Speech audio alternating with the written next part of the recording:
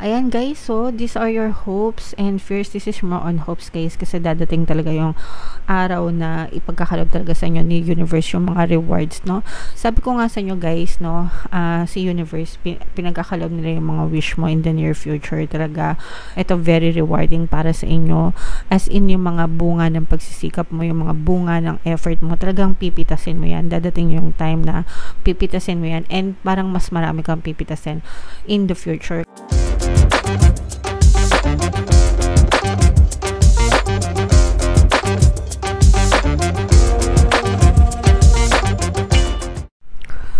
Hello guys, hello Capricorn, welcome back to Pinoy Pixie Tarot.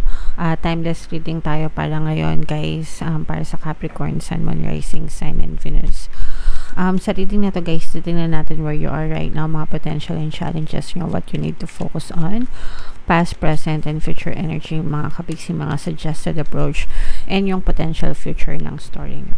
So shuffle ko to guys, hanapin ko yung energy ng Capricorn. Ito guys. So, Capricorn, kayo ay represent ng Queen of Pens sa ating spread. General reading lang guys, pwede mag-resonate, pwedeng hindi, pwedeng positive, pwedeng negative. Comment down below guys if feeling nyo naka-resonate kayo sa story na to. For some of you guys, no, you may be facing mga new contracts, new agreements, or parang may mga inaantay kayo, no? Pwedeng nag-aantay kayo ng job offer, ng job contracts, mga transaction, inaantay nyo na ma-push through kung kayo ay nasa sales, mga kapiksi, o kaya naman mga bagong projects, kung kayo ay mga freelancers or mga project-based na mga trabahador, ganyan. O kaya naman for some of you, pwedeng may mga inaantay kayo na mga approval, mga kapiksi, kung meron kayong mga nilalakad na approval, mga dokumento, mga papers, okay? So, nandiyan kayo sa, kumbaga yung current situation nyo is parang you're currently waiting kung mapupush through or kung matutuloy ba itong mga ganitong klaseng transactions nyo, and kung ano yung magiging parang kinabukasan nyo, or magiging kahihinatnan itong inaantay nyo na to, okay? So, yung potential and challenges, this is more on potential guys, kasi parang sinasabi nyo dito na marami kayong choices, marami kayong parang freedom, no? Parang marami kayong freedom, marami kayong choices when it comes to this transaction. Parang sinasabi dito na take your time, mga kapiksi, and piliin mo kung ano yung pinaka merong the best na offer para sa inyo. So let's say for example, nag-apply kayo ng trabaho, di ba? Sometimes pag nag-apply kayo ng trabaho, hindi naman isang kumpanya lang yung ina-applyan nyo. Nagpapasa kayo ng resume sa multiple companies, tapos titignan nyo kung sino yung may mga best offer sa inyo, diba? So kung ano yung feeling nyo na mas best yung offer sa inyo, mas magbe-benefit kayo, mas alam nyo yun, mas na-appreciate yung worth nyo, diba? Yun yung piliin yung mga kapiksi, okay? O kaya naman for some of you, pwedeng sabay-sabay, especially kung mga project based kayo, freelancers, ganyan. Usually pag mga freelancers, hindi lang yan nag-i-stick sa isang kliyente, sometimes dalawa, tatlong clients, or at the same time, ganyan. So parang you have the flexibility, no? Very flexible, at saka maraming choices, maraming offer sa inyo guys, okay? And what you need to focus on mga kapiksi is i-focus nyo yung pagbibuild ng magandang rapport, magandang relationship, no? Dito sa mga kliyente nyo, sa mga kausap nyo, mga kapiksi, para mas mapabilis, magaan yung pagtatrabaho nyo sa kanila, yung relationship nyo, yung communication, yan. Dapat binibuild natin yan. And sometimes nabibuild din natin yung portfolio nila kapag yung portfolio natin, no? Yung magandang portfolio nyo, nabibuild nyo din kapag maganda yung pakikisama nyo sa kanila, kasi ano yan para nagkakaroon ng referral, diba? Nagkakaroon ka ng maraming clients dahil sa mga positive feedback ng mga previous client mo, ganyan. So dapat talaga inaalagaan natin sila, mga kapiksi.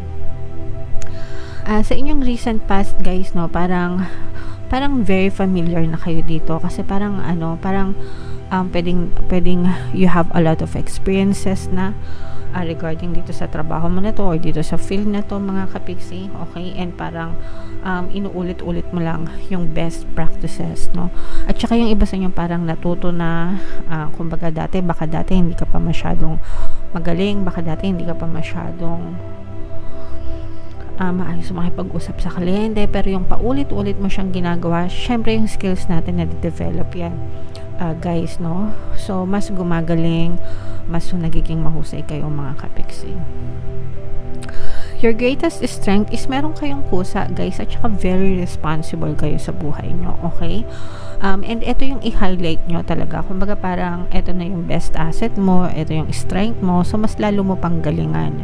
May kusa ka, masipag ka, magaling ka, at the same time very compassionate ka. Pag sinabing compassionate, yung kinoconsider mo, no? Hindi lang yung ikaw, pati yung other people, ganyan, maunawain, understanding, ganyan. So lahat yun, guys, nagko-contribute siya sa inyong success, okay? So ipagpatuloy nyo lang yung ganyang magandang ugali, mga kapiksi, kasi malayo pa yung mararating nyo, right? And in the near future, mga kapiksi, talagang unti-unti mo nang matutupad yung mga dreams mo, no? Yung mga bagay na pinagdadasal mo, ganyan, feeling mo sinasagot na siya the universe, yung mga prayers nyo, these are all answered prayers, mga kapiksi. And talagang pinapaliguan ka na ni universe ng mga biyaya, ng mga blessings. Unti-unti ka nang nakita ng movement, no? Ibig sabihin ng movement, paggalaw, progress, okay? So wag niyo itong guys, i-take for granted, no? Lahat ng mga blessings nyo, ganyan, count them all, mga kapiksi, and appreciate them, okay? And the more na binibilang nyo yan, the more na grateful kayo dyan, the more na pagkakalaban pa kayo ni universe ng mas marami pang mga blessings, guys. And yung mga suggested approach, guys, if you need help, no, manghingi kayo ng tulong sa mga, at saka merong ibang tao na kusang tumutulong talaga sa'yo, kahit na kumaga parang kahit hindi kayo mga labet, kahit hindi kayo magtanong, kahit hindi kayo mag-seek ng help, mga kapiksi, parang kusa kayong tinutulungan ng mga tao sa paligid nyo.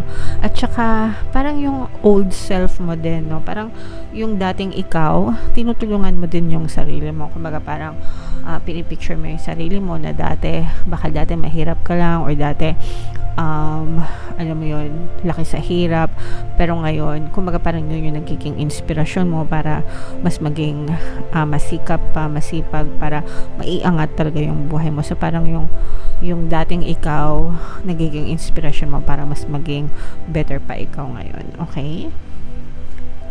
And what you need to know, mga kapiksi, may mga times talaga na sasakit yung ulo nyo, mai-stress kayo, and normal yan, guys, pinagdadaanan yan ng lahat ng tao. So, excuse me. So, wag kayo masyadong ma-stress, guys. Wag kayo masyadong mawala ng pag-asa. Magpahinga lang, guys, kayo pag nai-stress kayo, no? Don't take it personally. Don't take it to heart, no? Gawin nyo siya as feedback kung ano pa yung pwede nyong gawin para mas maging better pa kayo, ganyan. Pero wag kayo masyadong magpakain sa stress. And magpahinga din kayo pag may time, guys, kasi baka nabubugbog na kayo sa sobrang trabaho, overload, ganyan. So, importante rin yung magpahinga kayo, guys. Ayan, guys, so these are your hopes and fears. This is more on hopes, guys, kasi dadating talaga yung araw na ipagkakalob talaga sa inyo ni universe yung mga rewards, no? Sabi ko nga sa inyo, guys, no, si universe, pinagkakalob nila yung mga wish mo in the near future. Talaga ito very rewarding para sa inyo, as in yung mga bunga ng pagsisikap mo, yung mga bunga ng effort mo, talagang pipitasin mo yan. Dadating yung time na pipitasin mo yan, and parang mas marami kang pipitasin in the future kapag ka syempre pag mas masipag ka, mas focused ka, mas positive ka, syempre asahan mo na mas marami kang bunga, 'di ba?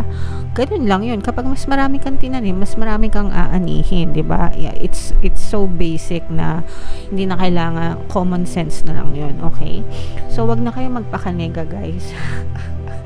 Yung iba kasi ang nega-nega, nag-overthink tapos naghahanap ng blessing. Sa tingin mo ba kung sobrang nega ka, dadating yung blessing sa buhay mo? Syempre hindi, lalo na kung reklamador ka. Kung ikaw ay reklamador, wag mong asahan na dadating yung blessing sa buhay mo kasi binablock mo yung blessings, okay? Yung mga overthinkers, yung mga reklamador, yung mga hindi marunong magpasalamat, hindi marunong mag-appreciate, hindi yan binibless kasi hinaharang nyo yung blessings, no? Binablock nyo. So, wag na kayong umasa. Kaya for some of you guys na ganyan yung ugali, yung mga tinamaan, medyo magbago-bago kayo. And instead, sabi ko nga, maging grateful kayo, magpasalamat, maging positibo, okay? Appreciate all the blessings, and kapag kaganyan yung ugali nyo, the more na i-bless kayo ni universe, guys. And in the future, ayan, no, talagang in the future, guys, ito, magiging matibay talaga yung mga pillars, no? Ibig sabihin, magiging matibay yung pundasyon ng buhay nyo, mabibuild mo talaga yung wealth and success sa buhay mo. And habang tumatagal, no, parang mas lalo ka pang nagkakaroon ng wisdom, mas nagiging wise ka, nagkakaroon ka ng mas magandang experience, no? Nalalaman mo na yung mga pros and cons ng buhay, mas nagmamature ka na, mas nagiging marunong ka na sa buhay, mas nagiging wise ka. Okay? Alright, so comment down below, Capricorn, if story nyo ba to, if naka-resonate kayo dyan. Ang bubunot pa tayo ng additional message dito, guys, habang sinashuffle natin to. Panoorin nyo muna yung video natin regarding sa ating paano mag-manifest ng abundance video course. Kapiksi, sawa ka na ba sa mga struggles at hirap sa buhay mo? Masipag ka ba at masikap sa buhay ngunit hindi ka pa rin umaasenso? Ilang beses ka na bang nag-attempt mag-negosyo at mag-invest pero palagi ka pa rin nalulugi? Sa pagkakataon na ito ay maaaring may subconscious beliefs ka na nagiging balakid sa iyong pag-unlad at pagyaman. Introducing, paano mag-manifest ng abundance video course. Dito ay matututunan mo ma-overcome ang mga balakid mo para tuluyan ka ng umunlad, umasenso, sumagana, maging matagumpay, successful at maswerte sa iyong kabuhayan, pera, trabaho, negosyo sa labi at kaperahan ng bonggang-bongga. Dali, mag-send na ng email sa pinoypixie@gmail.com at simulan na ang iyong pagyaman ngayon. Alright, so sa lahat ng gusto mag-avail ng course, guys, meron tayong promo for July. Magbibigay ako ng 500 pesos na discount until July 31. Kaya avail nyo na, guys, super ganda. And meron din tayong bagong course, guys, paano mawala ang third party at magkaroon ng harmonious na relationship. So, para mawala yung mga kabet sa mga relasyon nyo, guys, 30% discount tayo until July 31. Super ganda, guys. Avail nyo na habang promo pa. Super ganda as in. So, Capricorn, guys, eto, guys, no, this is worthiness. Ito yung additional message para sa inyo. Lahat itong mga blessings na to, this is because you're worth it, no? You're worth it dito sa mga blessings na to. Worth it ka, deserving ka, no? Deserving ka na matamasa itong mga blessings na to. Depende yan sa kung gaano ka kasipag, kung gaano ka kabait. Yung mga mababait at mga masisipag, guys, pinagpapala yan, okay? So, matuto lang kayo magsikap sa buhay nyo, mga kapiksi, and you will deserve, you will get what you deserve. Kasi, ibabalik talaga yan sa'yo ni universe. Binabalik sa'yo ng buhay, no? Binabalik sa'yo ni universe lahat ng bagay na deserve mo, okay? So, always do good intentions, mag-persist, no? Maging consistent, guys, para talagang, ma-avail or ma-experience nyo sa buhay nyo yung mga bagay na deserve nyo. You're worth it. You deserve it. Okay? So, i-comment nyo na yan, guys, no, sa comment section. Deserving ako ng abundance. Deserving ako ng pagpapala. I deserve all the love and respect and the riches in this world. Ito, guys, i-mind nyo na yan. Mind wishes coming through. Mind rewards from the universe. Yan, kasi yan talaga yung nakikita natin sa inyo, guys. Alright? So, ito yung mga pampaswerte subliminal natin, guys. Pakinggan nyo, no? Super effective talaga. Ang dami nating success. And ito naman yung ating success stories ng paano mag-manifest ng abundance video course. Click here to subscribe, guys. And click here to join our membership program. Thank you for liking, sharing, and subscribing. And see you again next time. I love you all, guys. Have a nice day. Bye-bye.